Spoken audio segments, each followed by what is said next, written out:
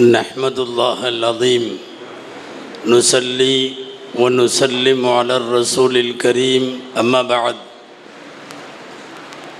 فقد قال الله سبحانه وتعالى في كلامه القديم والفرقان الحميد أعوذ بالله من الشيطان الرجيم بسم الله الرحمن الرحيم فبما رحمة من الله لنت لهم ولو كنت فظا غليظ القلب لانفضوا من حولك فاعف عنهم صدق الله العظيم. அளவற்ற அருளாளனும் நிகரற்ற அன்புடையோனுமாகிய எல்லாம் வல்ல அல்லாஹுவின் பெயரால் துவங்குகிறேன். அருமை நாயகம் முஹம்மதுர் ரசூலுல்லாஹ் ஸல்லல்லாஹு அலைஹி வஸல்லம் அவர்களின் மீதும் நற்பாக்கியங்கள் நிறைந்த அவர்களுடைய உம்மத்தின் மீதும் குறிப்பாக இந்த மஜ்லிஸில் வீற்றிருக்கிற நம் அனைவர் மீதும் எல்லாம் வல்ல அல்லாஹுவின் நல்லருள் என்றென்றும் நிறைவாக உண்டாவதாக. ஆமீன். கண்ணியத்திற்குரிய விழாவினுடைய தலைவர் உள்ளிட்ட இந்த மஸ்ஜிதினுடைய சங்கைக்குரிய நிர்வாக பெருமக்கள், அக்ரஹாரம் ஈரோடு உள்ளிட்ட பல்வேறு பகுதிகளினுடைய மார்க்க ஸ்தாபனங்களினுடைய நிர்வாக பெருமக்கள், மேடையில் வீற்றிருக்கக்கூடிய சமுதாய பிரமுகர்கள், சங்கைக்குரிய உலமா பெருமக்கள், மதரசாக்களினுடைய ஆசிரியர்கள், குழந்தைகள், பெற்றோர்கள், வருகை தந்திருக்கிற ஜமாத்தார்கள், சகோதரர்கள், தனித்தனியாய் பெயர் சொல்லாமல் ஒட்டுமொத்தமாய் சொல்லுகிறேன். அனைவருக்கும் அஸ்ஸலாமு அலைக்கும் வரஹ்மத்துல்லாஹி வபரகாத்துஹ். அல்லாஹுவின் பேரருளால் ஆண்டுதோறும் இங்கே நடத்தப்படுகிற மீலாதுன் நபி சிறப்பு விழாவை ஒட்டி நபிகள் நாயகம் ஸல்லல்லாஹு அலைஹி வஸல்லத்தினுடைய வரலாறு மட்டும் பேசப்படாமல் சமூகத்தில் இன்றைக்கு தேவையான விஷயங்களை சென்று சேர்க்க வேண்டும் என்கிற அடிப்படையில் இந்த மீலாதுன் நபியை ஒட்டி தடம் பதித்த சமுதாயம் தடம் மாறுகிறது என்றொரு முக்கியமான கருப்பொருளை தந்து உங்களுக்கு முன்னாலே பேசுவதற்கு நான் பணிக்கப்பட்டிருக்கிறேன். அல்லாஹுவிடத்தில் துவா செய்கிறேன். அல்லாஹு ஜல்லஷானுஹு தஆலா பயன் தரும் விஷயங்களை பேசவும் கேட்கவும் தொடர்ந்து அது குறித்து சிந்திக்கவும் வரும் நாட்களிலே செயலாற்றவும் அல்லாஹ் அருள் புரிவானாக. நபிகள் நாயகம் ஸல்லல்லாஹு அலைஹி வஸல்லம் அவர்களுடைய பிறந்த மீலாது தலைவர் அவர்கள் சொன்னது போல் உலகத்தின் எல்லா பகுதிகளும் முந்தைய காலத்திலும் நிகழ்காலத்திலும் தேவையான வழிகாட்டல்களை பெறுவதற்காக நபிகள் நாயகம் ஸல்லல்லாஹு அலைஹி வஸல்லமை பற்றி பேசுகிறார்கள், எழுதுகிறார்கள், அவர்களின் வாக்கையும் வாழ்வையும் ஆய்வு செய்கிறார்கள். இந்த உலகத்தில் புரட்சி என்ற ஒரு வார்த்தை எல்லாத்துக்கும் சொல்லப்படுது. புரட்சி தலைவர், புரட்சி கவிஞர், புரட்சி கலைஞர், புரட்சி நிறைய சொல்லுகிறார்கள். உண்மையான புரட்சி தலைமை என்பது, அகில உலகைக்குமான புரட்சி தலைமை என்பது நபிகள் நாயகம் ஸல்லல்லாஹு அலைஹி வஸல்லமுக்கு மாத்திரம் பொருந்தும் என்பதை போகிற போக்கில் அல்ல, ஆதாரங்களோடு நம்மாலே சொல்ல முடியும். புரட்சினா என்ன? இந்த கம்யூனிச சித்தாந்தத்தில் புரட்சிக்கு விளக்கம் எழுதியிருக்கிறார்கள். கார்ல் மார்க்ஸ் போன்றவர்களே சொன்ன வரி என்ன தெரியுமா? அதுக்கு முன்னாடி இருந்த மாதிரி அதுக்கு பின்னாடி இருக்க முடியாதுங்கிற நிலைமை எங்கே வருதோ அதுக்கு பேர் புரட்சி. திரும்பவும் சொல்லுகிறேன், அகைன் ஐ ரிப்பீட், கொஞ்சம் கவனியுங்கள் இந்த வார்த்தையை. முன்னால் இருந்த மாதிரி இந்த நிகழ்ச்சி நடந்ததுக்கு அப்புறம் பின்னாடி அந்த மாதிரி இருக்க முடியாது என்கிற அளவுக்கு ஒரு சமூக மாற்றம் ஏற்படுமானால் அதற்கு பெயர் புரட்சி. அந்த அடிப்படையில் இந்த வரைவிலக்கணத்தில், இந்த டெஃபினிஷனில் பெருமானார் ஸல்லல்லாஹு அலைஹி வஸல்லம் அகில உலகத்தின் மாபெரும் புரட்சி தலைவர். அவர்கள் வருகைக்கு முன்னாலே இருந்த வாழ்வு வேறு, மனித குலத்தின் தடம் போன பாதை வேறு. ஆனால் அவர்கள் வருகைக்கு பின்னால் பழைய மாதிரி வாழ முடியலை. எனவே தான் பெருமானார் ஸல்லல்லாஹு அலைஹி வஸல்லம் தான் உண்மையான புரட்சிக்குரியவர்கள் என்று சொல்லுகிறோம். ஆனால் இந்த உலகத்தில் புரட்சின்னு பண்ண வந்த எல்லாருமே லட்சக்கணக்கான பேரை கொன்று குவிச்சிட்டு பெரிய பெரிய போர்கள் நடத்தித்தான் எல்லாரும் புரட்சியை அவரவர்கள் தேசத்தில் தலைவர்களாக வந்திருக்கிறார்கள். நான் என்னுடைய தலைப்புக்குள்ளே போவதற்கு முன்னால் ஒரு சின்ன அறிமுகம் பெருமானாரை பற்றி தந்துவிட்டு தலைப்பில் உள்ளே செல்ல வேண்டும். அன்பானவர்களே, ஒட்டு மொத்தமாக எம்பெருமானார் ஸல்லல்லாஹு அலைஹி வஸல்லம் வஃபாத்தாகிற வரை கலந்து கொண்ட ஒட்டுமொத்த போர்களிலும் சேர்த்து கொல்லப்பட்டவர்களின் எண்ணிக்கை 1028 பேர். 1028 பேர் மட்டுமே பெருமானாரினுடைய வாழ்வில் போர்கள் மூலம் கொல்லப்பட்டிருக்கிறார்கள். நீங்கள் உலகத்தில் புரட்சியை பேசுகிற எத்தனை தலைவனாக இருந்தாலும் எல்லாம் லட்சக்கணக்கிலே கொன்று குவித்தான். அது நீங்கள் ஹிட்லர் ஆகட்டும், லெனின் ஆகட்டும், முசோலினி ஆகட்டும், நீங்கள் எந்த நாட்டின் எந்த வரலாறு எடுத்தாலும், அது பிரெஞ்சு புரட்சியோ வேறு எந்த புரட்சிகளாக இருந்தாலும், கொன்று குவிக்கப்பட்டவர்கள் லட்சக்கணக்கில், கோடிக்கணக்கில். ஆனால் வெறும் 1000 சில்லறை பேர். அன்பிற்குரிய கேகேஎஸ்கே ரஃபீக் அவர்கள் என்கிட்ட இப்போ பேசிகிட்டு இருக்கிறப்ப சொன்னாங்க, ரசூலுல்லாஹ் ஏன் போர் செஞ்சாங்கன்னு கேட்டாங்க. அன்பானவர்களே, ஒரு விஷயத்தை நான் அவர்களுக்காக அல்ல உங்களுக்கு சேர்த்து சொல்லுகிறேன். சில விஷயங்களை சந்தேகமாக கேட்டதால் உங்கள்கிட்ட கேட்குறேன். 63 வருஷம் ஒரு தலைவர் வாழுகிறார். 63 வருஷ வாழ்க்கையில் 55வது வயசில் தான் ஃபஸ்ட்டு யுத்தம் நடக்கிறது. அதுக்கு பேர் பத்ரு யுத்தம். 63 வயசில் 55 வயது வரையும் வாள் எடுக்கவில்லை, ஆயுதம் தரிக்கவில்லை. எந்த போர் மைதானத்திலும் எதிரியை வா என்று கூப்பிட்டு வம்பிழுக்கவில்லை. 55 வருஷம் வரையும் அமைதி வாழ்க்கை வாழுகிற ஒரு தலைவரை சீண்டி பார்த்து ஊரை விட்டு போனதுக்கு பின்னாடியும் அங்கேயும் வாழ விட மாட்டேன்னு வம்பு பண்ண வந்தப்போ அதுக்கு மேலே குனிஞ்சா அது கோழைத்தனம், வா பார்த்துடலாம் என்று அவர்கள் முதலில் போர்க்களம் சந்திக்கிற போது வயசு 55, 63 வயசில் வஃபாத்து.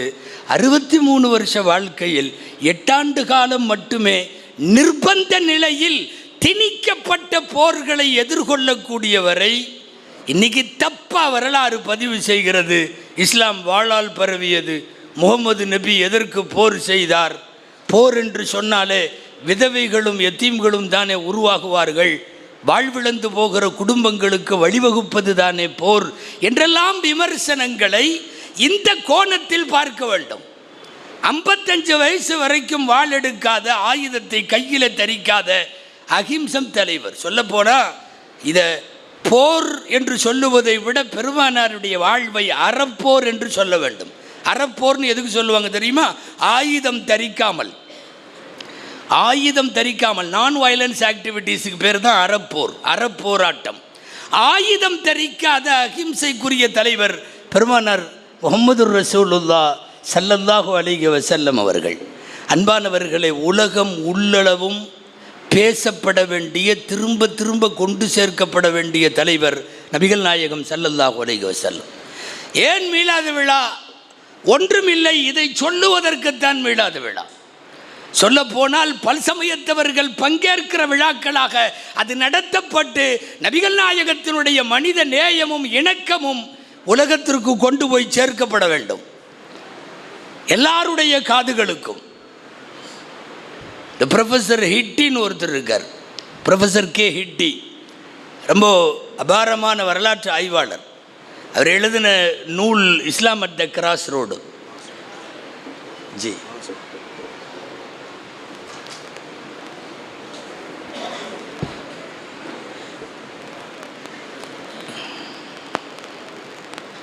இஸ்லாம் அட் த கிராஸ் ரோடு, அவங்க ப்ரொஃபஸர் ஹிட்டி எழுதின நூல்.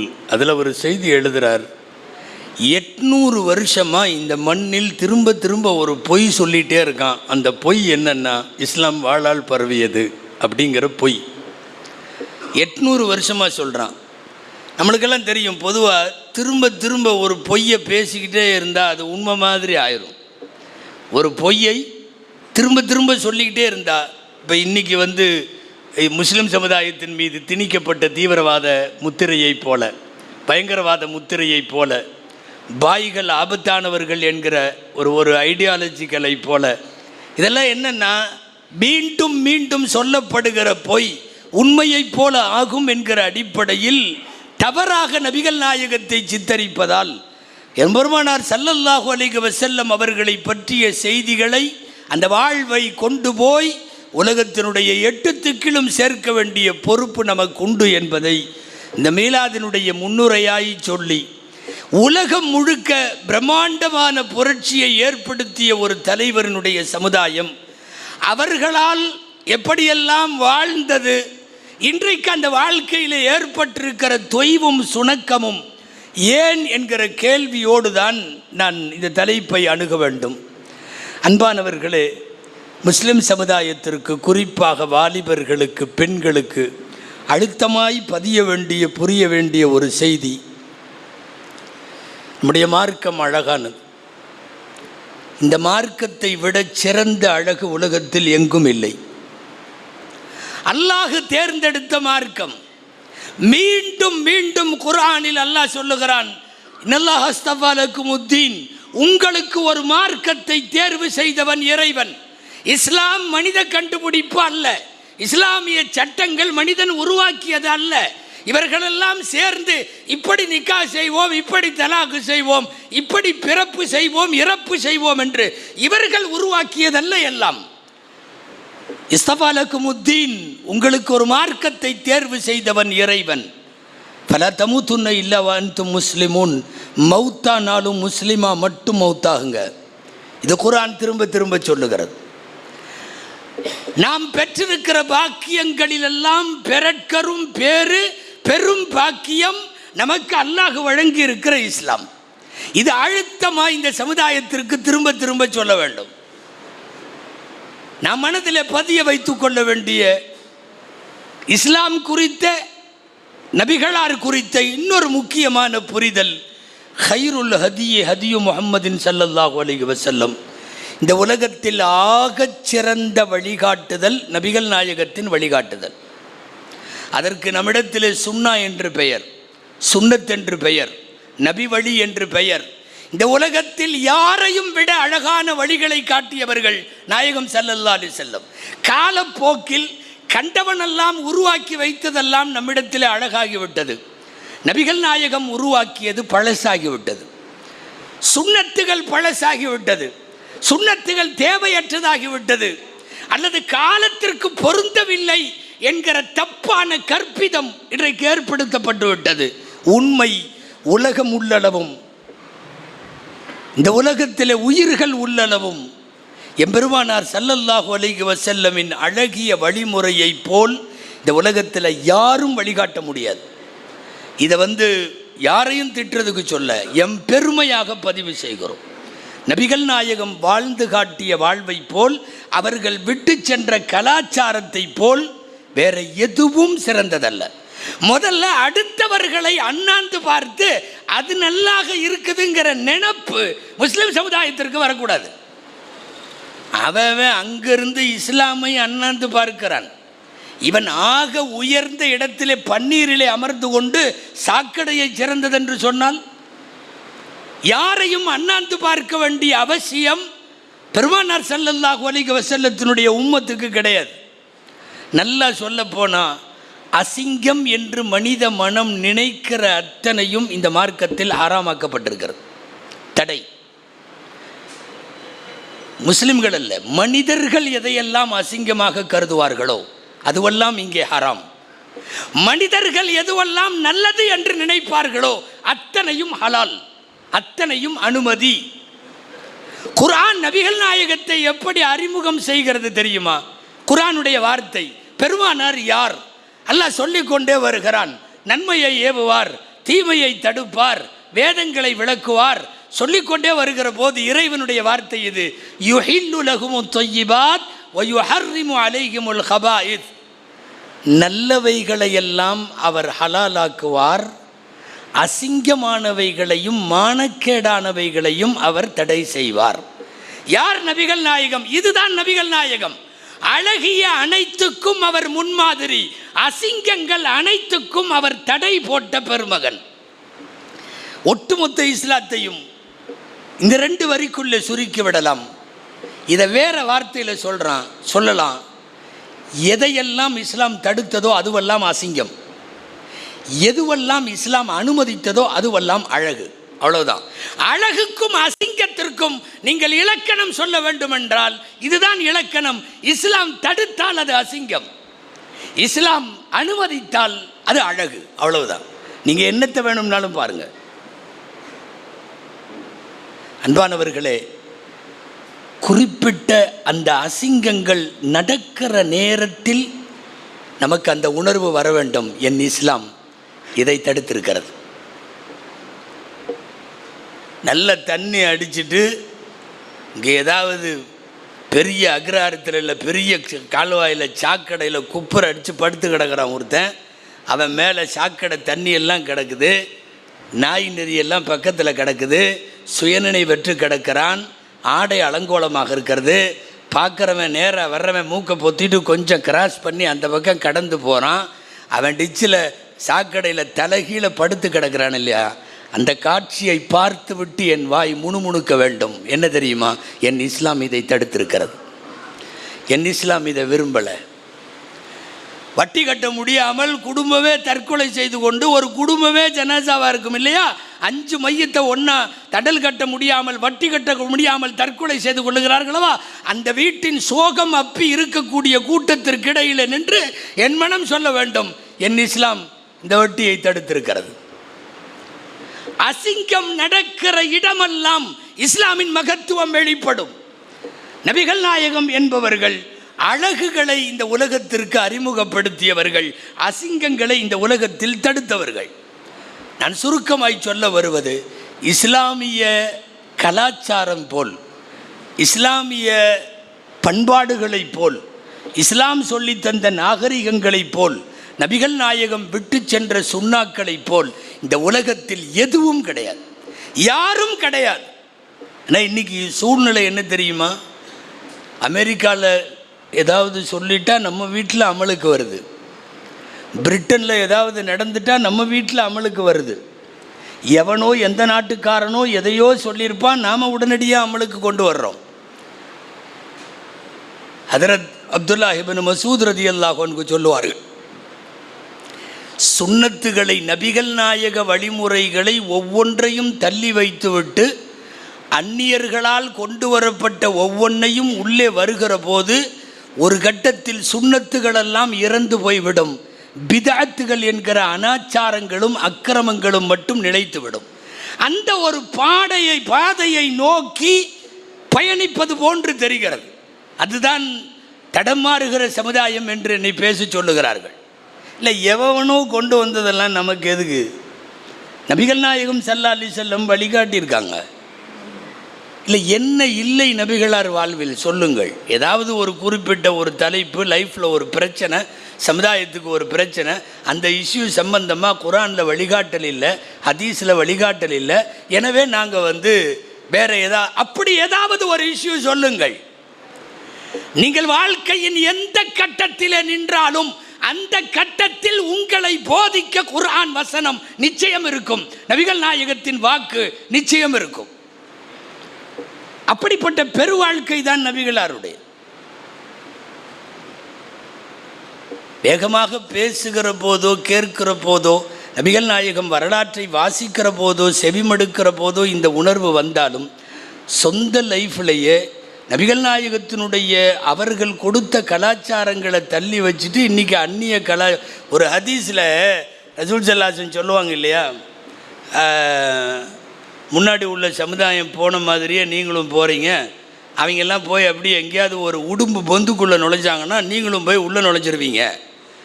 இப்படி தான் பண்ணுறீங்க, கண்ணை மூடிக்கிட்டு அவன் போகிறது பொந்து, அதுக்குள்ளே போய் நுழையிறீங்கன்னு சொல்லுவாங்க.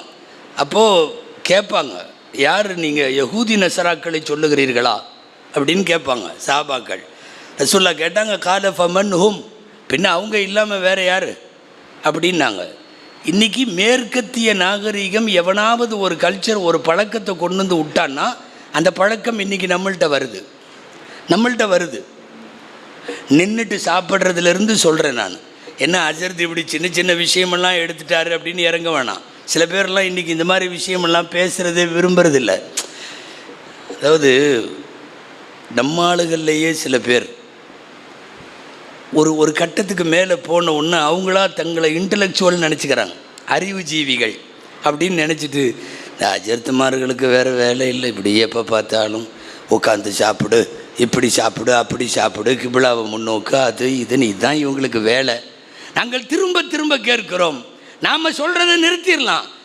நீங்கள் செய்கிற செயலுக்கு ஏதாவது அறிவார்ந்து அறிவியல் ரீதியாய் புரியும் வண்ணம் ஏதாவது சொல்லுங்கள். நான் பல தடவை சொல்லியிருக்கோம், இந்த இந்த இந்த பர்த்டே கலாச்சாரம், வெட்டிங் டே கலாச்சாரம், இன்றைக்கி என்னென்னமோ டேவெல்லாம் வந்திருக்குல்ல, இது எல்லா கலாச்சாரமும் யார் உருவாக்கி தந்தா, எப்படி வந்துச்சு உங்களுக்கு தெரியுமா? இப்போல்லாம் சில ஜும்மாவிலேயே கூட நீங்கள் இதெல்லாம் கொண்டாடாதீங்க, இந்த செலிப்ரேஷன்லாம் எதுக்குன்னு அஜர்த்தெல்லாம் பேச முடியாது. பேசுனா சில இடத்துல முத்தவலி கூப்பிட்டு சொல்கிறார், நீங்கள் பயான் மட்டும் பண்ணுங்கள், இதுக்கு பேர் வேறு என்னன்னு தெரியலை, நீங்கள் ஏன் அஜர்த்த அதையெல்லாம் பேசுகிறீங்க? பள்ளிவாசலுக்கு பின்னாடி வீட்லேயே பெரிய விசேஷம் நடக்குது, அதையெல்லாம் நம்ம பேசலாமா? நீங்கள் பயான் பேசுங்க. இந்த பயான் என்னன்னு இதுவரையும் புரிய மாட்டேங்குது. மூசாவின் வரலாறும் ஈசாவின் வரலாறும் மட்டும் பயானா? நபிகள் நாயகத்தை தாண்டி நீங்கள் என்ன கலாச்சாரம் எல்லாம் கொண்டு வருகிறீர்களோ, இன்னைக்கு ரசூலின் தடத்தை விட்டுட்டு வேற தடம் போகிறீர்கள், மாறுகிறீர்கள். அந்த மாறுகிற பாதைக்கு அறிவார்ந்து ஏதாவது சொல்லுங்கள். அல்லாஹ் சொல்றான், குர்ஆன்ல வருது, உத்குலு ஃபிஸ்ஸில்மி காஃபா அப்படின்னு ஒரு வசனம். என்ன தெரியுமா? முழுசா உள்ளுக்குள்ளவான்னு கூப்பிட்றான். ஏன்னா நிறைய பேர் இங்கே ஒரு கால் அங்கே ஒரு கால் வச்சுக்கிறாங்க. பள்ளிவாசலுக்குள்ளே வந்த உடனே அவர் பயங்கரமான பியூர் முஸ்லீம், தொப்பி தாடி அது இது, அவர் தக்பீர் கட்டுறதை பார்த்தா அஜர்த்தெல்லாம் தோற்று போயிடணும், பயங்கரமாக இருக்கும். வெளியில் போனால் அவருடைய ட்ரெண்டே வேறு, வாழ்க்கையே வேறு. இஸ்லாத்தை பள்ளிவாசலுக்குள் மட்டும் என்று புரிந்து கொள்ளுகிற பசலித்தனம் இது மோசமானது. இது மோசமான புத்தி. இஸ்லாம் பள்ளிவாசலில் மட்டும் இல்லை, இஸ்லாம் வீட்டில் இருக்குது, இஸ்லாம் கடையில் இருக்குது, இஸ்லாம் கல்லாவில் இருக்குது, இஸ்லாம் மனைவிட்ட இருக்குது, இஸ்லாம் மக்கள்கிட்ட இருக்குது, எல்லா இடத்திலும் கடைவீதியில் தொடங்கி கபிரிஸ்தான் வரைக்கும் இருக்கிறது. நான் என்ன புரிஞ்சுக்கிறோம் தெரியுமா? பள்ளிவாசலில் வந்தால் வேறு முஸ்லீமு, வெளியில் போனால் இவருடைய ட்ரெண்டு அது இது, இவர் கொண்டாட்டம், இவங்க நடத்துகிற கல்யாணம், இவங்களுடைய விசேஷம், செலிப்ரேஷன் எல்லாம் வேறு. அல்லாஹ் கூப்பிட்டு சொல்கிறான், உதுகுலு ஃபிஸ்ஸில்மி, முழுசாக உள்ளவா. இப்படி ஒரு கால் அப்படி ஒரு கால்லாம் வராத. வேடிக்கையாக சொல்லுவாங்க தெரியுமா? இந்த கரும்பு லாரி போயிட்டே இருந்துச்சான். கரும்பு லாரி பின்னாடி ஆஜியார் ஒருத்தர், அவன் டிரைவருக்கே தெரியாமல் பின்னாடி இருந்து உருவிருக்கார். நம்ம பசங்க உருவானுவல்ல, கரும்பு லாரிக்கு பின்னாடியே போவானுங்க. அவன் டிரைவர் அல்லான்னு ஓட்டிகிட்டு இருப்பான், இவன் பின்னாடி உருவி உருவி ஜல்ல ஜல்லையாக உருவான். அந்த மாதிரி வைக்கோல் லாரி போயிட்டு இருந்திருக்குது, வைக்கப்புல்லு லாரி. இவர் 40-50 வருஷம் தொழுகையாளி ஆஜியார். அவர் பாட்டில் இழுத்தாரான், எவனோ பார்த்துட்டான். ஆஜியார் நீங்களுமா? ஆமாம். ஏன்பா என்ன விஷயம்? இல்லை அப்படி தொழுகிறீங்க, ஆஜியாராக இருக்கிறீங்க, வைக்கோல் திருடுறீங்க. அவன் தெரியாமல் அவர் தெளிவாக சொன்னார், இங்கே பார், நீ ரெண்டையும் போட்டு குழப்பாத. அங்கே தொழுகிறது அல்லாவுக்கு, இங்கே இது மாட்டுக்கு, நீ ரெண்டையும் போட்டு கன்ஃபியூஸ் பண்ணிக்காத. அவர் அதில் தெளிவாக இருக்கார். என்னது இது தமிழ்நாட்டு கிராமங்களில் இது சொல்வடையாகவே இருக்குது. தொழுகிறேன் அல்லாவுக்கு, வைக்கப்புல் திருடுற மாட்டுக்கு. அப்படின்னு இது ஒரு பழமொழியாகவே ஒரு இதாகவே இருக்குது. அதாவது நான் பள்ளிவாசலில் நான் தொழுகுவேன், நான் ஹாஜி, நான் 50 வருஷம் தொழுகையாளி, நான் தொப்பி போட்டிருப்பேன், தாடி வச்சுருப்பேன், எல்லாம் பண்ணுவேன். வெளியில் என் வாழ்க்கை வேறு, எனக்கும் இஸ்லாத்துக்கும் சம்பந்தம் இல்லை. உனக்கு பள்ளிவாசலோடு இஸ்லாம் முடிந்து போய் விடுகிறது என்று சொல்லி தந்தது யார்? பெருமானார் ஸல்லல்லாஹு அலைஹி வஸல்லம் இடத்தில் ஆரம்பத்தில் கொஞ்சம் பேச்சுவார்த்தையை ஒப்பந்தம் மூலமாக சரி செய்யலாம் என்று பேச வந்த மக்காவினுடைய தலைவர்கள், குஃபார்கள், காஃபிர்களின் தலைவர்கள் கடைசியாக இப்படி ஒரு முடிவுக்கு வந்தான். என்னென்னா, இனிமேல் இந்த மோதல் போங்கெல்லாம் வேண்டாம். வந்து ரசூல்லாட்ட சொன்னான், நஅ்புது இலாஹக்க சனத்தன் வ தஅ்புது ஆலிஹத்தனா சனத்தன். முஹம்மத், ஒரு பேச்சுவார்த்தைக்கு வந்துடுவோம், பேசி தீர்த்துக்கலாம். என்னென்னா, உன்னுடைய அல்லாவை மட்டும்னு நீ சொல்கிற எல்லாம் அந்த கான்செப்டில் நாங்கள் 1 வருஷம் இருக்கோம். நாங்கள் வணங்குற தெய்வங்களை எல்லாம் நீங்கள் 1 வருஷம் வணங்கு. நம்மளுக்குள்ளே இப்படி ஒரு சிஸ்டம் வச்சுக்கிட்டோம்னா பிரச்சனையே வராது. 1 வருஷம் எங்கள் கடவுளை நீ வணங்க வேண்டும், 1 வருஷம் உங்கள் கடை. அப்போது நீங்கள் ரொம்ப ஃபேமஸாக ஒரு வார்த்தை அடிக்கடி நாகூரணிபா பாட்டிலெல்லாம் வருமல்ல, ஒரு கையில் ஈட்டி எதை கொடுத்தாலும் சூரியனை ஒரு கையிலும் சந்திரனை ஒரு கை செங்கதிரும் என்பதையும் சேர்த்து கையில் தந்திடினும் ஈமானை இழக்க. அந்த வார்த்தை ரசூலுல்லாஹ் அவங்க இப்போ ஒப்பந்தத்துக்கு வந்தப்போ சொன்னது தான். இந்த மாதிரி 1 வருஷம் இதை வணங்கு, 1 வருஷம் அதை வணங்கு, ஒரு கையில் சூரியனையும் மறுகையில் சந்திரனையும் நீங்கள் என்ன கொண்டு வந்து கொடுத்தாலும் என்னுடைய கொள்கையில் பின்வாங்க மாட்டேன் அப்படிங்கிற வார்த்தையை எப்போ சொன்னாங்க தெரியுமா? அடுத்தவங்க இதையும் நீங்கள் ஏற்றுக்கிட்டு கொஞ்சம் காம்ப்ரமைஸ் ஆகலாமல்ல. இந்த காம்ப்ரமைஸ் மோசமான ஒரு வார்த்தை. இன்னைக்கு கணவனும் மனைவியும் காம்ப்ரமைஸ் ஆகட்டும், 2 பக்கத்து வீட்டுக்காரன் காம்ப்ரமைஸ் ஆகட்டும், ஒரு இறைவனைத்தான் வழிபடுவோம் என்றும் முஹம்மது நபி எங்களுடைய தலைவர் என்று சொல்லுகிற எங்களின் கொள்கையில் காம்ப்ரமைஸ் தப்பு. சில பேர் இன்னைக்கு சமய நல்லிணக்கத்தையே தப்பாக புரியுறான். சமய நல்லிணக்கம்னா என்ன? என்னுடைய சமயப்படி நான் நடப்பேன், உன் சமயத்தைப்படி நீ நடக்கணும், நமக்குள்ள சமயத்தின் பேரால் சண்டை போடக்கூடாது. இதுக்கு பேர் தானே சமய நல்லிணக்கம். இங்கே தமிழ்நாட்டில் பார்த்தா பள்ளிவாசல் திறப்பு விழாவுக்குள்ளே மேலதாளத்தோடு உள்ளே விட்றானுவோம், பார்த்துருப்பீங்க. இந்த வாரம் பள்ளிவாசல் திறப்பு விழா, மேலதாளம் எல்லாம் விட்டு அவங்க பயங்கரமான இதோட அந்த வஸ்திரம், அந்த சீரு செனத்தி எல்லாம் எடுத்துட்டு தட்டி மெஹராபில் இமாம் பயான் பண்ணுற இடத்துல கொட்டுறான். என்னென்னா சமய நல்லிணக்கம். யார் சொல்லி தந்த சமய நல்லிணக்கம்? இது வழிபாடுகளில் சமரசம் முடியாது. அதுக்கு பேர் செக்குலரிசமும் கிடையாது, இது ஒரு விதமான காம்ப்ரமைஸும் கிடையாது. எனவே நான் சொல்ல வர்றது, முழுமையாக இஸ்லாத்திற்குள்ளே வாருங்கள். நபிகள் நாயகத்தினுடைய வழிமுறை மட்டும்தான் நமது பாதை. அந்த பாதையிலிருந்து நீ ஏன் தடமாறி போற? என்ன இல்லை என்பதால் போகிறாய்? சொல்லுங்கள் பார்க்கலாம். அவன் உருவாக்கி விட்டுருப்பான் வெஸ்டர்னில், யூஎஸில், யூகேலேருந்து வரும் ஏதாவது ஒன்று, இவங்க உடனே எல்லாம் டக்குன்னு இதாகிறது. அவன் வெட்டிங் டேன்னு ஒன்று கொண்டாடுறான். Wedding day, இத்தனாவது wedding day. இன்றைக்கி அநேகமாக எல்லா வீட்லேயும் வந்துருச்சு. ஏதோ சில பெரியவங்க வீட்டில் தான் இல்லை, மீதியெல்லாம் இப்போ வெட்டிங் டே. வெட்டிங் டேன்னு யாரும் தப்பாக நினைக்காதீங்க. வெட்டிங் டே என்ன தெரியுமா? கொச்சையாக பேசுகிறேன்னு நினைக்க வேணாம். நீ தான் புருஷன், நான் தான் பொண்டாட்டின்னு ஒரு கன்ஃபார்ம் பண்ணிக்கிறது. ஏன்னா அதில் எதுவும் குழப்பம் வந்துடக்கூடாது. என்ன வெட்டிங் டே எங்கே இருக்குது? நீங்கள் இதையெல்லாம் சொன்னால் எங்களை பிற்போக்குத்தனம், ஃபண்டமெண்டலு, ஆளுகை இப்படி தான் எப்போ பார்த்தாலும் அப்படின்னு நம்ம ஆளுகளே சில பேர். இல்லை நீங்களே சொல்லுங்களேன், வெட்டிங் டேவுக்கு என்ன அர்த்தம்? எங்கேயாவது மார்க்கத்தில் அப்படியான வரவேற்பு ஏதாவது இருக்கா? என்ன கொண்டாடுறீங்க வெட்டிங் டே? நீங்கள் புருஷன், அவங்க பொண்டாட்டிங்கிறது ஊர் உலகத்துக்கே தெரியும். இதில் வேறு இப்போலாம் இது எக்ஸ்ட்ரீம் லெவலில் போயிடுச்சு. என்ன தெரியுமா? போன வெட்டிங் டேக்கு எனக்கு ஒன்றுமே வாங்கி தரல அப்படின்னு அவங்க அதை ரிப்போர்ட்டாக சொல்கிற அளவுக்கு ரொம்ப ஓவராக போகுது வெட்டிங் டே. ஹஸ்ரத், நாளைக்கு மத்தியானம் நம்ம வீட்டில் தாவத்து, இன்ஷா அல்லாஹ் அவசியம் சாப்பிட்றதுக்கு வாங்க அப்படின்னு. ஒரு அஜர்த்து என்ன விஷயம்? இல்லை 15வது வெட்டிங் டே, அடுத்த வருஷம் மௌத்தாவா போக போகிறாரு. இல்லை என்ன வெட்டிங் டே?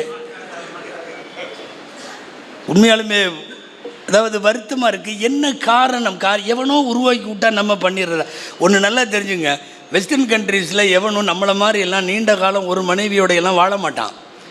இங்கே இந்தியாவை பொறுத்தவரை நம்முடைய மண்ணை சார்ந்த மரபு என்னென்னா 60ஆம் கல்யாணம் நடத்திட்டு இருக்கிறோம். நாமெல்லாம் சில பேர்லாம் 40-50 வருஷமாக வாழ்ந்துட்டுருக்குறோம். அதுலேயே சொர்க்கம் போயிடுவோம்.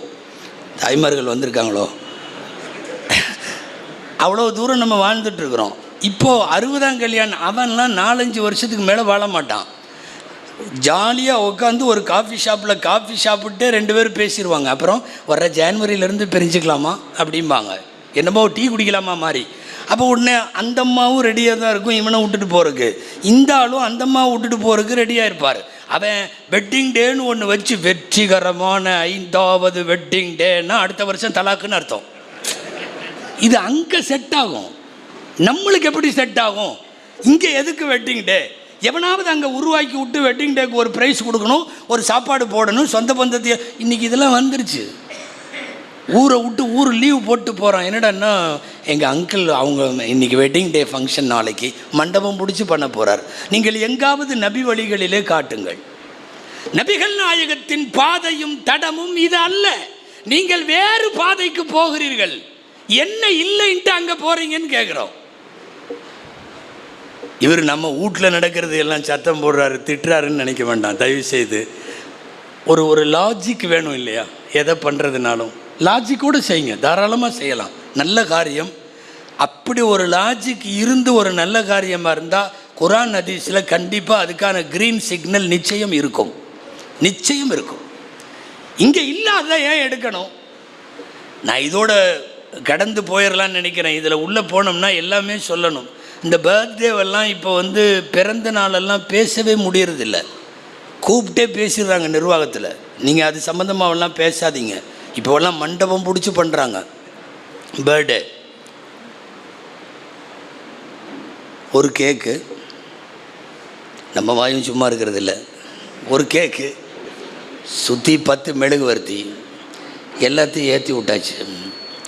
ஏற்றி விட்டுட்டு கையில் கத்தி, என்னமோ கசாப்பு கடைக்கார மாதிரி கத்தி தயாராகிடுறது, எல்லாம் சுற்றி நின்றுறது. ஒரு பிஸ்மில்லா அதெல்லாம் உள்ள அறுக்க போகிறார். முதல்ல என்ன பண்ணுவான் தெரியுமா? எல்லா மெழுகுவர்த்தியும் ஆஃப் பண்ணிடுவோம். பூரா மெழுகுவர்த்தியும் அணைச்சி போயிடும். அணைஞ்ச ஹாப்பி பர்த்டே டூ அப்படின்னு அணைச்ச உடனே எல்லாம் பாட்டு பாடிட்டு கத்தி எடுத்து இவனுக்கு ஊட்டுவோம். இங்கே பாரு, எரியாத 10 விளக்கை எரிய வச்சுட்டு ஹாப்பி பர்த்டேன்னா கொஞ்சம் புரியுது, மண்டையில் கொஞ்சம் விளங்குது. நீ எரியிற விளக்கையெல்லாம் ஆஃப் பண்ணிட்ட உப்புங்கிறான். என்னடான்னா ஹாப்பி பர்த்டே. இது வெஸ்டர்னில் கண்டுபிடிச்சது அவன். இதுக்கு என்ன அர்த்தம் தெரியுமா? எந்த 10 பேர் வாழ்க்கையாவது நாசமாக்கி நீ மேலே வந்துருன்னு அர்த்தம். யார் வாழ்க்கையாவது நாசமாக்கிட்டு நீ மேலே வந்துரு, இது அவனுக்கு பொருந்தும். அமெரிக்காவுக்கு இது பொருந்தும். ஒரு ஈராக்கை நாசமாக்கி, ஒரு ஆப்கானை நாசமாக்கி, ஒரு பல்வேறு இஸ்லாமிய கண்ட்ரிகளை நாசமாக்கி, ஒரு பலஸ்தீனை நாசமாக்கி அவன் உப்புன்னு ஊதிட்டு ஹாப்பி பர்த்டேனா நம்ம ஊரில் உட்காந்துக்கிட்டு அதே மாதிரி மெழுகுவர்த்தி ஆர்டர் பண்ணி, கேக்கு ஆர்டர் பண்ணி, பேரனுக்கு பர்த்டே, இதில் வேறு அவனை கூப்பிட்டு இவனை கூப்பிட்டு என் பர்த்டேக்கு அவர் வரலன்னு சண்டை போடுறான். எங்கே இருக்குது? நான் கேட்குறேன், நம் பெருமானாரின் தடம் என்பது பள்ளிவாசலில் பயான் கேட்கறதுக்கு மட்டுமல்ல. நீங்கள் ஏன் அந்த பாதையை விட்டு வேறு பாதைக்கு போகிறீர்கள் சொல்லுங்கள். இன்னைக்கு அதாவது ரசூலுல்லாஹ் சொன்னது உண்மை. யகூதி நசராக்கள் வாழுகிற நாடுகளில் இருந்து என்னவெல்லாம் கருத்தியலாக உருவாக்கப்பட்டு அனுப்பப்படுதோ அதை வாங்கிறதுல முஸ்லீம் சமுதாயம் ஃபஸ்ட்டு வாங்குது. முஸ்லீம் சமுதாயம் தான் ஃபஸ்ட்டு வாங்குது. மற்றவனெல்லாம் கூட யோசிப்பான். நபிகள் நாயகத்தை கையில் வைத்திருப்பவன், ஹதீஸில் வைத்திருப்பவன், பள்ளியில் வைத்திருப்பவன், ஏன் கல்பியில் வைத்திருப்பவன், எதுக்காக வேண்டிய அடுத்தவங்களுடைய கல்ச்சரல் நமக்கு அடுத்த, அதாவது சிவிலைசேஷன் சொல்லுவாங்கள்ல, நாகரீகம் சார்ந்த வாழ்க்கை முறை உலகத்திலேயே ஸல்லல்லாஹு அலைஹி வஸல்லம் கொடுத்த மாதிரி யாரும் கொடுக்கல. நீ ஏதாவது ஒரு சுன்னத்தை சொல், அந்த சுன்னத்து அறிவுக்கு ஒத்து வரலன்னு சொல்லு பார்க்கலாம், சொல்லு பார்க்கலாம். எந்த சுண்ணத்தாக இருந்தாலும், சொல்ல போன கத்துனா சுண்ணத்து வரைக்கும் சொல்கிறேன். இன்றைக்கி காவல்துறை அரசாங்க ஆஸ்பத்திரிகள் எல்லாம் சிபாரிசு பண்ணி கத்துனா பண்ண சொல்லிட்டு இருக்கான். இங்கிருப்பது அழகு என்று அடுத்தவன் பார்க்கிற போது அடுத்தவனின் கழிசடையும் சாக்கடையும் எதற்கு? இங்கிருக்கிற சமுதாயத்திற்கு அழகாக தெரிய வேண்டும் என்பதுதான் கேள்வி. நம்முடைய தடமும் பாதையும் நன்றாக இருக்கிறப்போ ஏன் மாறணும்? அந்த தடத்தை விட்டு எங்கே பார்த்தாலும் பியூட்டி பார்லர், தெருவுக்கு 4, ரேஷன் கடை கூட கம்மியாக தான் இருக்குது.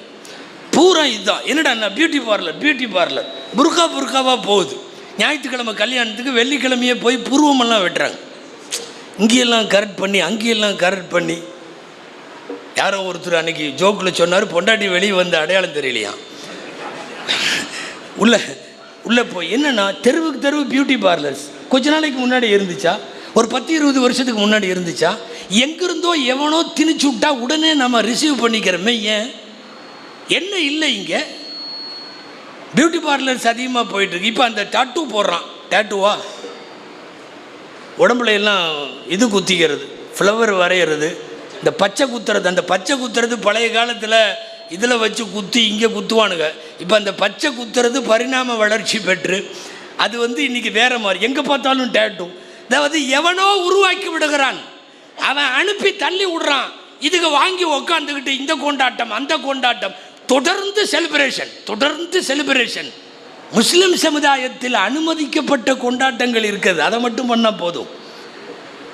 ரசூலுல்லாஹுவை வெறுமனே பள்ளிவாசலுக்குள் வைத்துவிட்டு சொந்த வாழ்க்கையில் அசிங்கங்களை எல்லாம் நிறைவேற்றுகிற நிலைமை ரொம்ப மோசமானது. குறிப்பாக வளரும் தலைமுறை வாலிபர்களை சொல்ல வேண்டும். இந்த பயானையும் கேட்டுட்டு இருக்கிற பொம்பளைகளை சொல்லணும். பெண்களை பூரா கட்டு போகிறது, சுவிட்ச் மெயின் பாக்ஸ் அங்கே தான் இருக்குது நிறைய. நான் ஆரம்பத்தில் சொன்னது போல் நம்முடைய எல்லா சொத்தையும் விட நமக்கான பெரிய சொத்து தீன் என்கிற சொத்து. நம்முடைய பெரிய ப்ராப்பர்ட்டி பெருமானார் ஸல்லல்லாஹு அலைஹி வஸல்லம். அதை விட ஒன்றும் கிடையாது.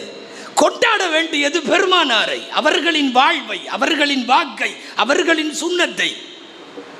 உட்கார்றது, எந்திரிக்கிறது, படுக்கிறது, பார்க்கறது, பேசுறது, சிரிக்கிறது, எல்லாத்திலையும் எதில் வழிகாட்டவில்லை நபிகள் நாயகம் ஸல்லல்லாஹு அலைஹி வஸல்லம். தீன் பெரிய சொத்து. நல்ல ரசூலுல்லாவே சொன்னது என்ன தெரியுமா? நல்ல மாப்பிள்ளை வேணும் ஒரு பொண்ணுக்கு, நல்ல மாப்பிள்ளை வேணும். ரசூல்லா சொல்கிறாங்க, 2 விஷயம் இருக்கா பார். ஒன்று தீன் இருக்கான்னு பார், இன்னொன்று குணம் இருக்கான்னு பார். கண்ணை மூடிட்டு கட்டி கொடுத்துரு. இதா கதப இலைக்கும் மன் தர்லவுன தீனகு வ ஹுலுகஹு ஃபஸவ்விஜு. தீன் கரெக்டாக இருக்குது, ஹுலுக் நற்குணம், தீனும் குணமும் இருந்தால் கட்டி கொடுத்து விடு. இது நல்ல மாப்பிள்ளைக்கு. இல்லை எனக்கு நல்ல மாப்பிள்ளை இருக்கிறான் என் வீட்டில், எனக்கு நல்ல பொண்ணு வேணும். அங்கேயும் அதுதான் சொல்கிறாங்க. அழகுக்காக, அந்தஸ்துக்காக, கௌரவத்திற்காக இதுக்கெல்லாம் கல்யாணம் பண்ணுறாங்க. ஃபதுஃபர் பிதாத்தி தீன். தீன் இருந்தா கட்டிக்கோ, மருமகளை கட்டிக்கோ. நல்ல மாப்பிள்ளை வேண்டும் என்றால் தீன் வேண்டும் என்கிறார்கள். நல்ல பொண்ணு வேணும், தீன் வேண்டும் என்கிறார்கள். எல்லா இடத்திலையும் மார்க்கம் தான் அளவுகோல். மார்க்கத்தில் இங்கே ஒரு கால் அங்கே ஒரு கால் வேண்டியதில்லையே. அதுலேயும் நாமெல்லாம் பாரம்பரிய முஸ்லீம் சமுதாயம். இன்னைக்கு புதிய முஸ்லீம்கள், இங்கே யாரும் வருத்தப்படக்கூடாது, புதுசாக இஸ்லாத்தில் சேர்றவங்க, குறிப்பாக மேல்நாடுகளில் சேர்றவங்க எவ்வளவு அருமையாக இருக்காங்க தெரியுமா? அல்லாஹு அக்பர். நாமெல்லாம் மாடர்ன் அப்படி இப்படின்னு எல்லாம் சொல்கிறோம். நம்மள்கிட்ட பாரம்பரிய முஸ்லீம்னு சொல்கிறோம், நம்மள்கிட்ட இல்லாதது அங்கே இருக்குது. எத்தனை பேர் ஏங்க முழுசாக நோஸ் பீஸ் அது இது புர்காவெல்லாம் போடுவதற்கு தடை செய்யப்பட்டிருக்கிற ஸ்பெயினில், டென்மார்க்கில், இங்கே எல்லாம் முழுசாக நாம் முகம் மறைப்பது உட்கொண்டு முழு புர்காவோடு இருக்கிற பெண்களை பார்க்கிறோம். அவங்கெல்லாம் சமீபத்தில் முஸ்லீமானவங்க, எல்லாம் ஹைலி எஜுகேட்டட் ஃபேமிலியிலிருந்து வந்தவங்க, மிகப்பெரிய செல்வந்தர்கள் பெண்கள். புர்கா சூப்பர் மார்க்கெட்டில் போய் அமெரிக்காவிலையும் லண்டனிலையும் இன்றைக்கி பொருள் வரிசை அப்படி டிபார்ட்மெண்டல் ஸ்டோரில் போய் பார்த்துட்டு குழந்தை கேட்கிற சாக்லேட்டுக்காக பாக்கெட்டை எடுத்து பின்னாடி திருப்பி ஹலால் முத்திரை போட்டிருக்கா அப்படின்னு பார்த்துட்டு முத்திரை இருந்தால் குழந்தை கொடுக்கறது, இல்லைன்னா அப்படியே வச்சுட்டு குழந்தைய சமாதானப்படுத்தி கூட்டிகிட்டு போகிற தாய் சமீபத்தில் இஸ்லாத்தில் சேர்ந்தவள். அங்கே இருக்கிற புதிய முஸ்லீம்கள் இப்படியெல்லாம் வாழுகிறார்கள். குண்டு வெடிப்புக்கு இடையில் முசல்லாவை விரித்து தொழுகிறாங்க. நமக்கு ட்ரெயின்லேயோ ஃப்ளைட்லேயோ முசல்லா விரித்து தொழுகிறதுக்கு இன்னும் சங்கோஜமாக இருக்குது. ஆனால் குண்டு வெடிப்புக்கு இடையில யுத்த பூமிக்கு மத்தியில் முசல்லாவை விரித்து கொண்டு தொடக்கூடியவனை பார்க்கிறோமே. நிர்வாணமாக திரிகிற ஒரு நாட்டில் முழு புர்காவோடு நிற்பவர்களை பார்க்கிறோமே. ஹராம் ஹலால் பேணுதலை இதெல்லாம் புது முஸ்லிம்கள் இந்த வேலையை செய்கிறார்கள். பாரம்பரிய முஸ்லிம்கள்னு சொல்லிக்கிட்டு இங்கே நாம் உட்காந்துக்கிட்டு ரசூலுல்லாஹ் சொன்னதை பூரா விட்டுட்டு எவனோ சொன்னதையெல்லாம் எடுத்துக்கிட்டு அதையெல்லாம் ஃபாலோ பண்ணிட்டு போயிட்டு இருக்கிறோமா இல்லையா? அல்லாஹ் பாதுகாக்க வேண்டும். முஸ்லிம் சமுதாயம், குறிப்பாக வாலிபர்களும், இன்றைக்கு இருக்கிற நவீன வாலிப பெண்கள், யுவதிகள், இப்போல்லாம் நிறைய வாட்ஸ்அப்பில், ஃபேஸ்புக்கில் இதிலெல்லாம் அதிகமாக இப்போது காணவில்லை அப்படின்னு வருது நிறைய பெண்களை. உங்களுக்கே தெரியும், முன்னையெல்லாம் இப்படி வரலைங்கிறத விட இப்படி போகவும் இல்லை. ஃபோட்டோவோடு போடுறானுங்க, பெண்ணை காணவில்லை, கிடைத்தவர்கள் இந்த நம்பரில் தொடர்பு கொள்ளுங்கள்ங்கிறான். 3 நாள் கழித்து கிடைத்து விட்டார்கள் அல்ஹம்துலில்லாஹ்ங்கிறான். அது 3 நாள் எங்கே போச்சுன்னு தெரியலை. அது சமீப காலத்தில் வாரத்துக்கு 2-3 இந்த மாதிரி வருது. ஏதோ ஒரு ஆபத்தை நோக்கி யுவதிகள் போய் கொண்டிருப்பதை, வாலிப பெண்கள் பயணித்து கொண்டிருப்பதை பார்க்கிறோம். இது எப்படி இப்படி வருகிறது? ரொம்ப தடங்கள் மாறி போயிருக்கிற ஒரு சூழ்நிலை குறிப்பாக தமிழ் முஸ்லிம் சமுதாயத்தில் தெரிகிறது. யாராவது இஸ்லாத்தில் சேர்றதுக்கு வந்தால் உண்மையிலுமே நமக்கெல்லாம் மகிழ்ச்சியாக இருக்கும். மார்க்கத்தை புரிஞ்சு அறிஞ்சு ஒருத்தர் நம்ம மூலியமாக களிமா சொல்கிறாருன்னா, எத்தனையோ பேருக்கு களிமா சொல்லி கொடுத்துருக்கோம், மனசுக்கு அப்படி சந்தோஷமாக வரும். கையை கொடுத்து அஷ்ஹது அல்லா இலாஹா இல்லல்லாஹு அப்படின்னு சொல்லி கொடுக்குறப்போ. இப்போல்லாம் நிறைய பேர் முஸ்லீம் ஆகுறாங்க. வார வாரம் அவங்க இஸ்லாத்துக்கு பின்னாடி உள்ள நோக்கம் வேறு. பையன் முன்னாடி வர்றான், யாரோ வேறு மதத்தை சார்ந்த பையன், நான் இஸ்லாத்தில் சேரணுங்கிறான். அவனை தள்ளிக்கிட்டு பின்னாடி உள்ள இந்த புள்ள வருது, புர்காவை போட்டுக்கிட்டு. இவரும் நானும் பழகிறோம். அல்லது புள்ள வேறு ஒரு மதத்து புள்ள வருது, இஸ்லாத்தில் சேரணும்னு தள்ளிக்கிட்டு நம்ம பையன் வர்றான். வாரம் பூரா என்ன நடக்கிறதுன்னு தெரியலை. மார்க்கம் அப்படி வருபவர்கள் மார்க்கத்தில் நிற்பதும் இல்லை, நிலைப்பதும் இல்லை. அவனுக்கு தேவை ஒரு டாக்குமெண்ட், ஒரு கல்யாணத்துக்கு. அதுக்காக மட்டும்தான் அவன் இஸ்லாத்துக்கு வர்றான். 199% இப்படி இஸ்லாத்தில் சேருபவர்கள் அதில் நிலைப்பதில்லை, நிற்பதில்லை, நீடித்திருப்பதில்லை, தொடர்ந்து இஸ்லாமிய வாழ்வை செய்வதில்லை. அவன் போயிடுறான். அவனுக்கு தேவை, பச்சையாக சொல்ல போனால் ஒரு சதை மோகம், அவ்வளவுதான். அவனுக்கு தேவை ஒரு உடல், அவ்வளவுதான். இருவரும் தங்கள் உடல் தேவையை தீர்த்து கொள்ள இஸ்லாத்திற்கு வருகிற போது என்ன மகிழ்ச்சி வரும்? இது சமுதாய நிலைமை. நான் யாரோ எங்கேயோ சொன்னதெல்லாம் சொல்லலை, ஆதாரங்களுடைய அடிப்படையிலே தான் சொல்லுகிறேன். பொதுவாக ரிஜிஸ்டர் ஆஃபீஸில் இந்த கல்யாணம் பண்ணுறது, சப் ரிஜிஸ்டர் ஆஃபீஸு, இந்த என்னது கருவூலம்னு சொல்கிறாங்களே, அங்கெல்லாம் 15 நாள் அல்லது 21 நாளைக்கு முன்னாடி மதம் மாறி செய்யப்படுகிற கலப்பு திருமணங்கள் இந்த மாதிரி இதுக்கு நோட்டீஸ் போர்டில் ஒட்டுவாங்க. இந்த மதத்தை சார்ந்த பையன், இந்த மதத்தை சார்ந்த பிள்ளை இருவருக்கும் வரக்கூடிய 21ஆம் தேதி நம்முடைய ரிஜிஸ்டர் ஆஃபீஸில் கல்யாணம் நடக்குது. ஏதாவது அப்ஜெக்ஷன் இருந்தால் ரிஜிஸ்டரை தொடர்பு கொள்ளுங்க அப்படின்னு சொல்லி ஃபார் கான்டாக்ட்னு எல்லாம் போட்டு ஒட்டுவாங்க. இது எல்லாம் ரிஜிஸ்டர் ஆஃபீஸ்லேயும் உள்ளது. ஒரு 3 மாதம் 6 மாதத்துக்கு ஒரு தடவை அப்படி ஏதாவது ஒன்று நிற்கும். என்னென்னா, பையன் முஸ்லீமாக இருப்பான், பொண்ணு வேறையாக இருக்கும், அல்லது பொண்ணு முஸ்லீமாக இருக்கும், பையன் வேறையாக இருக்கான், இப்படி ஒட்டுவாங்க. நீங்கள் நம்புவீங்களோ மாட்டீங்களோ, அங்கே அந்த போர்டெல்லாம் ரெம்பி வரிகிற அளவுக்கு இப்போல்லாம் இருக்குது. பூரா இதுதான். கடந்த நவம்பர் மாதம் 210 ஜோடி, பையன் முஸ்லீம் பொண்ணு வேறு, பொண்ணு முஸ்லீம் பையன் வேறு, அரசாங்கத்தால் ஊக்குவிக்கப்பட்டு 210 ரெக்கார்டு. நான் சொல்கிறது டீ கடை பெஞ்சில் பேசின விஷயம் அல்ல, டேட்டா பேஸ் இது. அல்லாஹு அக்பர். என்ன நடக்கிறது தெரியுமா நாட்டில்? இது வேறு தடத்தை நோக்கி இன்றைய முஸ்லிம் சமுதாயத்தினுடைய பயணம் இருக்கிறது என்பது ரொம்ப வருத்தமான விஷயம். நபிகள் நாயகம் என்பது பள்ளிவாசலில் மட்டுமா? நபிகள் நாயகம் எங்கள் உயிருக்கும் மேலானவர் என்பது ஊர்வலத்தில் மட்டுமா? நடைமுறை வாழ்க்கையில் இவ்வளவு அசிங்கங்கள் நடைபெற்று கொண்டிருக்கிறது. இது இந்த மாதிரி காட்சி ரொம்ப வேகமாக நிறைய போயிட்டுருக்கு.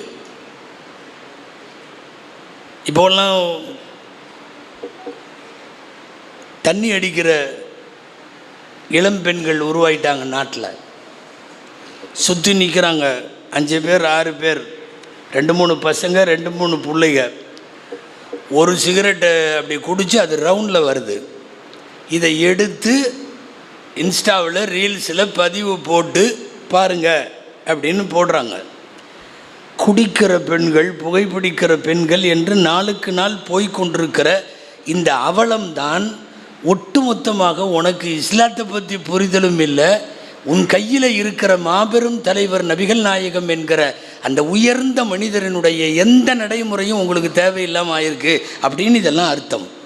இன்றைக்கி நிறைய போய்விட்டது. ஸல்லல்லாஹு அலைஹி வஸல்லம் அவர்களுடைய வாழ்க்கை வழிமுறைகளை விட்டுவிட்டு நாம் வேற எதையோ நோக்கி போகிறோங்கிறதுக்கு நிறைய சொல்ல முடியும். இன்றைக்கி நம்முடைய அத்தனையும் அதுதான். குறிப்பாக இளைஞர்களின் வாழ்க்கை, குறிப்பாக பெண்கள் சார்ந்த வாழ்க்கை. உங்கள் ஊரில் எப்படின்னு தெரில, நான் சென்னையை சொல்கிறேன். கல்யாணமெல்லாம் ரொம்ப கந்தரகோலமாக இருக்குது, கல்யாணமெல்லாம் கன்றாவியாக இருக்குது. எல்லா நிக்காவையும் அஜர்த்துமாருக்கு ஓதுறதுக்கு கேட்டிருப்பீங்க. நிக்காவில் அந்நிக்காஹு மின் சுன்னத்தி ஃபமன் ரகிப அன் சுன்னத்தி ஃபலைஸ மின்னின்னு ஓதுவாங்க. திருமணம் எனது வழிமுறை. அந்த ரசூலுல்லாஹ்வுடைய வழிமுறை அந்த ஓதுற இடத்துல மட்டும்தான் இருக்குது. எல்லாம் அக்கிரமம், எல்லாம் அக்கிரமம். இல்லை, முஸ்லிம் சமுதாயம் நமக்குன்னு ஒரு பாரம்பரியம்லாம் இருக்குல்ல, எங்கே போச்சு? கல்யாணம் பண்ணி பேசி முடிச்சுட்டு, பேசி முடிக்கிறது கூட இல்லை, சில இடத்துல பேசி முடித்து நிச்சயம் பண்ணி பொண்ணு மாப்பிள்ளை அவங்க 2 பேரும் ஒன்றா ஷாப்பிங் போகிறாங்க. இல்லை, எந்த சரியத்தில் உங்களுக்கு சொல்லியிருக்க அப்படி? ஏங்க, கல்யாணம் ஆகி அவன் ஈஜாபு கபூல் நடந்து நான் ஏற்றுக்கொண்டேன்னு கபில் தூணு மாப்பிள்ளை சொல்கிற வரைக்கும் இவளை பார்க்குறக்கோ, இவ பக்கத்தில் உட்கார்றதுக்கோ, இவ கையை பிடிக்கிறதுக்கோ அனுமதி இல்லை. நீங்கள் என்ன பண்ணுறீங்கன்னா, நிச்சயம் பண்ண உடனே கல்யாண ட்ரெஸ்ஸுகளையே அவங்க 2 பேரும் சேர்ந்து போய் தான் எடுக்கிறாங்க. இப்போலாம் பெரிய குடும்பங்கள் இதெல்லாம் சகஜம் ஆசிரியர், பெரும்பாலும் அப்படித்தான். 2 பேரும் துபாய் போகிறாங்க துணி எடுக்கிறதுக்கு. கல்யாண பர்ச்சேஸுக்கு 2 பேரும் துபாயில் போவாங்களாம். நீ எந்த ரசூலுல்லாவை பின்பற்றேன்னு தெரியலை, நீ எந்த இஸ்லாத்தை ஏற்றுக்கிறேன்னு தெரில. இந்த ஷாப்பிங் பிஃபோர் மேரேஜுங்கிறது இன்றைக்கி பரவிட்டுருக்கிற பயங்கரமான கலாச்சாரம். நீங்கள் போய் விளக்கம் கேட்டிங்கன்னா தத்துவம் தான் பதிலாக வரும். அது அவனுக்கு அந்த புள்ளன்னு ஆகிப்போச்சு, அந்த பிள்ளைக்கு அவன் ஆகிப்போச்சு, அப்புறம் என்னங்க சர்த்து. அதனால் 2 பேரும் அப்படி பழகிக்குவாங்களாம், பேசிக்குவாங்களாம், சந்திச்சுக்குவாங்களாம், அவங்க ஒன்றா பிரயாணம் பண்ணுவாங்களாம், எல்லாம் நடக்குமா. இது சொல்லப்போனால் இதையெல்லாம் உரத்து பேசக்கூட முடியல. ஏன்னா பேசுகிறவங்களுக்கெல்லாம் இவங்க வச்சுருக்கிற பேர் என்ன தெரியுமா? ஃபண்டமெண்டலிஸ்ட்டுன்னு பேர். இவர்கள் மத அடிப்படைவாதிகள், மத பழமைவாதிகள். எது பழமைவாதம்? அப்போ இவ்வளோ வருஷமாக நாம் ஆண்டாண்டு காலமாக கல்யாணம் முடித்து ஈஜாபு கபூல் நடந்து வலிமா விருந்து நடக்கிற வரைக்கும் நாம் திருமணத்தில் கணவன் மனைவியை சந்திக்காமல் வச்சுருந்தோமே. அப்போ அதெல்லாம் என்ன அர்த்தம்? நீங்கள் இப்போலாம் ஃபேஸ்புக்கில், வாட்ஸ்அப்பில், இன்ஸ்டாவில் எல்லாம் இருக்கிறீங்க, அதனால் தெரிஞ்சிருக்கும். சமீப காலங்களில் ஒன்று கவனிச்சிங்களா? இந்த கல்யாணத்தில் மண்டபத்தில் மேடையிலேயே டான்ஸ் ஆடுறானுவ எல்லாம். வேக வேகமாக தலையெல்லாம் ஆட்டுறீங்க. இந்த ஊரில் நடக்குதோ என்னமோ பயமாக இருக்குது. மாமா ஆடுறாரு, குப்பிமா ஆடுது, மம்மானி ஆடுது, பூரா ஆடுது. என்னடான்னா அது கொஞ்ச நேரம் அந்த அஜர்த்து நிற்கா ஓதிட்டு போகிறார்ல, அது வரையும் தான் மரியாதை. உலமாக்கள் நிற்கா ஓதணுன்னு பின்னாடி வழியாக ஓடிடணும். ஆமாம். அப்புறம் என்னென்னா டான்ஸ் ஆடுறான் எல்லாம், கெல்டு கட்டையெல்லாம் ஆடுதுங்க. வெட்டி தூக்கி கட்டிட்டு பார்த்தீங்கன்னா மாப்பிள்ளை பொண்ணு எல்லாம் குரூப்பாக டான்ஸு எடுத்து இது பண்ணுறான். கல்லூரி பெண்களில் இந்த சமையலுக்கு சப்ளை பண்ணுறதுக்கு கூட்டிகிட்டு வந்துட்டு இருந்தானுவல்ல, இப்போ டான்ஸ் ஆடுறதுக்கு கூட்டிகிட்டு வர்றான். சென்னையில் இன்றைக்கி அது நடக்குது. என்னென்னா எல்லாம் முடிஞ்சு முசாபாவெல்லாம் செஞ்சு மாப்பிள்ளைக்கு எல்லாம் இது பண்ண உடனே அடுத்து டான்ஸ் ஆடுது. மேடையில் ஒரே மாதிரி ஆடை அணிந்த சுமார் 20 பெண்கள் ஒரு பயங்கரமான குத்தாட்டம், பின்னாடி மியூசிக் போடுறான், அதுக்கு ஆடுறான், மண்டபம் முழுக்க தொப்பியும் தாடியும். இது என்ன? நாம் எந்த நபியை பின்பற்றுகிறோம்? நபிகள் நாயகம் என்பது மெம்பர் படியில் மட்டும்தான் இருக்காங்களா? நபிகள் நாயகம் என்பது ஜும்மா பயானில் மட்டும்தான் இருக்காங்களா? அன்றாட வாழ்க்கையில் நபிகள் நாயகம் வரலைங்கிறப்போ அப்புறம் என்ன பெரிய கண்மணி, உயிருக்கு உயிரான நபிகள் நாயகம்னா என்ன? அது டோட்டலாக இன்றைய திருமணங்களின் அனாச்சாரத்தை. சமீபத்தில் சென்னையில் பொண்ணை பல்லாக்கில் வச்சு தூக்கிட்டு வந்தானுங்க. பொண்ணு மாப்பிள்ளை அங்கே மேடையில் இருக்கார், ரிசப்ஷன், பல்லாக்கில் வச்சு பொண்ணை அலங்காரம் பண்ணி தூக்கிட்டு வந்துட்டானுவோம். இந்த சாமி ஊர்வலமெல்லாம் போகும் பார்த்துருக்கீங்கல்ல, சாமி ஊர்வலம் போகிற மாதிரியே இருந்தது. அங்கேருந்து தூக்கிட்டு வர்றானுவோ எல்லாம். அந்த தூக்கிட்டு வர்ற 4 பேர் எல்லாம் ஒரே மாதிரி ட்ரெஸ்ஸு போட்டிருக்கான். அங்கேருந்து தூக்கிட்டு வர்றான். அதை பெருமையாக வேறு. இது பொண்ணா இல்லை ஜனாசாவா? சந்துக்குள்ளே தூக்கிட்டு வர்ற மாதிரி தூக்கிட்டு வர்றையே, இல்லை விளங்குமா? இது ஜனாசாவை தாங்க 4 பேர் தூக்கிட்டு போனோம். முன்னாடி இப்படி 2 பேர், பின்னாடி இப்படி 2 பேர், மேலே உட்காத்தி வச்சு கொண்டு வந்தாவே அது ஜனாசான்னு அர்த்தம். நீ பொண்ணை தூக்கிட்டு வர்ற பல்லாக்கில் வச்சு, அது ஸ்டைலாக கொண்டு வந்து அந்த மியூசிக்கில் இந்த இராணுவ அணிவகுப்பு தெரியுமா, கொஞ்சம் நேரம் இப்படி நிற்பாங்க, கொஞ்சம் நேரம் அப்படி நிற்பாங்க, அந்த மாதிரி மியூசிக்கை போட்டுட்டு லாஸ்ட்டாக ஒரு வழியாக உக்காத்தி வச்சான். பொண்ணு பல்லாக்கில் வருது. கொஞ்சம் யோசனை பண்ணி பாருங்கள். இது எந்த சமுதாயம்? யார் இதை சொல்லி கொடுத்தது? இது எந்த சுன்னத்தில் வருது? எந்த குர்ஆன் அனுமதிக்குது? எந்த ஹதீஸ் இதை அனுமதிக்குது?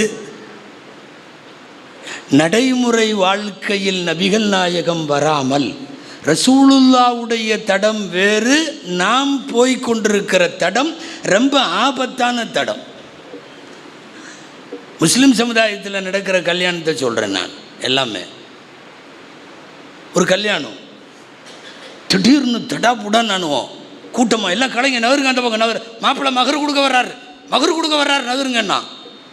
மகரு பொதுவாக சபையில் அங்கேயே வச்சு கொடுத்துருவாங்க. பொண்ணோட அத்தா உட்காந்துருப்பார், அஜர்த்து உட்காந்துருப்பார், முத்தவழி உட்காந்துருப்பார். என்ன மகரை கொடுங்க, மகரை வாங்கி கொடுத்துருவாங்க. அப்படி தான் காசி சபைலாம் இருக்காங்க, அப்படி தான் பண்ணுவாங்க. இவன் இப்போ என்ன புதுசாக வச்சுருக்கான்னா, மகர் கொடுக்குறதுக்கு மாப்பிள்ளை வர்றாராம். அந்த பொண்ணு தனியாக ஏரியா இருக்குல்ல, பெண்களுக்குன்னு தடுப்பு போட்ட ஏரியா, இங்கேருந்து இவர் போகிறார், கையில் செயினை எடுத்துக்கிட்டு அந்த மகரை எடுத்துகிட்டு போகிறார். வழிவிடு மகர் தொகை கொடுக்குறதுக்கு மாப்பிள்ளை வர்றார். அவன் நேராக போய் மகரை போட்டுட்டு ஒரு 500 பொம்பளைகளுக்கு முன்னாடி மனைவிக்கு முத்தம் கொடுத்துட்டு வர்றான். இல்லை, நீங்கள் என்ன கல்யாணம் இது என்ன நிக்கா, என்ன சுன்னத்து, யார் சொல்லி கொடுத்தா, இதெல்லாம் எவன் உருவாக்கினவன்? காலப்போக்கில் என்னன்னா அதெல்லாம் சகஜம், அதெல்லாம் எல்லா ஊர்லேயும் நடக்குது, இந்த அஜர்த்துமார்கள் இப்படித்தான் அப்படின்ற மாதிரி இறங்கிடுறீங்களே.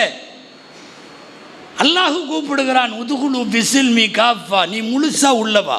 அல்லாஹ் சொல்கிறான், இஸ்லாத்துக்குள்ளே முழுசாவா. இந்த ஆற்றுல ஒரு கால் ஹைக்கி நைக்கி பொழப்பெல்லாம் ஆகாது, அங்கேயும் இங்கேயும் இருக்கிறதெல்லாம். மார்க்கத்தினுடைய விவரங்களை எல்லாம் தெரிந்தவர்கள் கூட அவர்களுடைய, நான் கல்யாணத்தை சும்மா சாம்பிளுக்கு சொல்கிறேன், நம்ம இப்போ எல்லா விசேஷங்களையும் கிட்டத்தட்ட இப்படி தான் போகுது. ஒவ்வொரு செயலும் போகிற போக்கை பார்க்கிற போது ஸல்லல்லாஹு அலைஹி வஸல்லத்தினுடைய வழியிலிருந்து வேறு மாதிரி போகுது.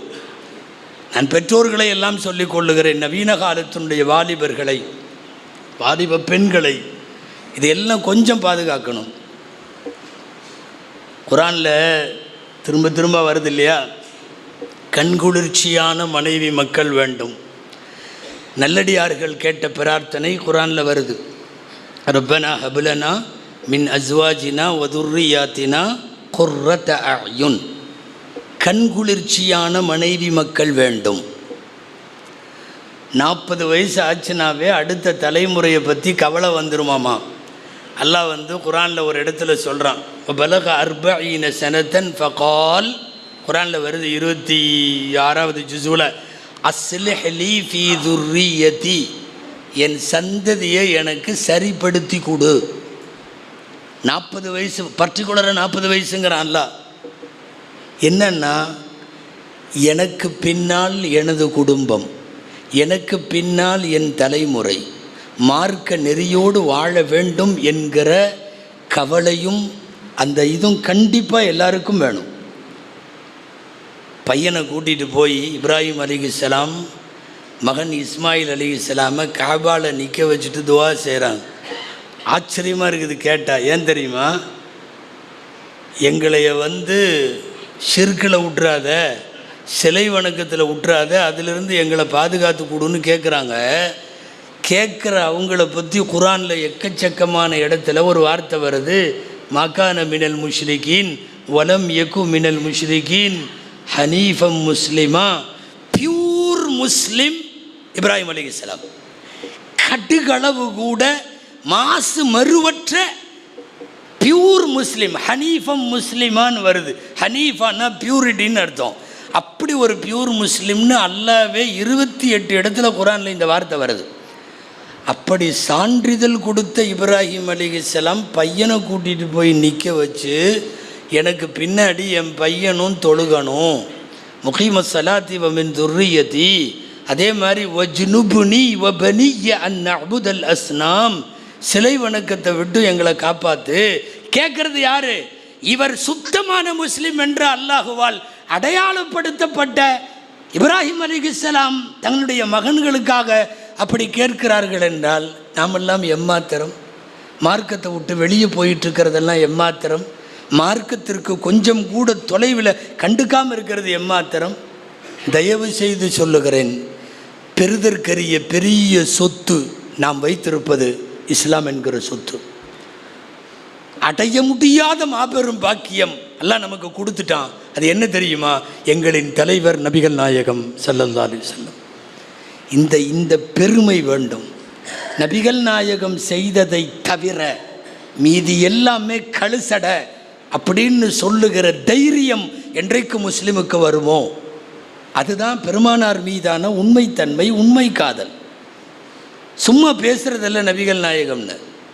இதில் மார்க்கத்தை பற்றி அவதூறு பேசுபவர்கள், மார்க்கத்தை புரியாமல் பேசுபவர்கள், இவங்க கூட சேர்ந்துட்டு இஸ்லாமிய ஷரியத்தையே கேலி கூத்தாக்கக்கூடாது. நல்லா தெரிஞ்சுங்க, மார்க்க சட்டம் மாறாது, கியாமத்து வரையும் மாறாது. நீ என்னென்ன வேணாலும் லண்டனை பார்த்து, அமெரிக்காவை பார்த்து, யூரோப்பியன் கண்ட்ரிஸை பார்த்து நீ என்னென்னமோ பண்ணலாம், மார்க்கம் மாறாது.